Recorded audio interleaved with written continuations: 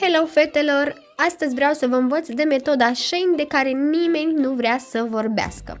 În primul rând vreau să vă spun că trebuie să vă deconectați de pe contul vostru actual și să vă creați un nou cont cu un e-mail nou sau un număr de telefon pe care știți că nu mai aveți un alt cont, nu l-ați mai folosit.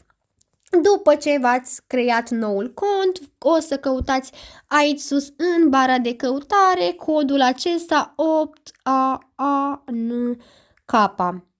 Apoi dați căutare, vă va apărea produsele de pe Shein toate și ca să vedeți dacă merge schema asta Shein sau nu merge, apăsați pe un produs.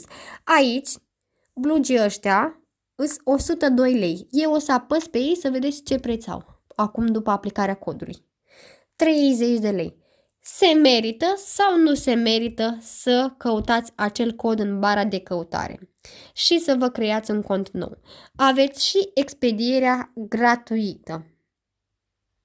Fetelor, este momentul nostru să dăm pagubă la Shein.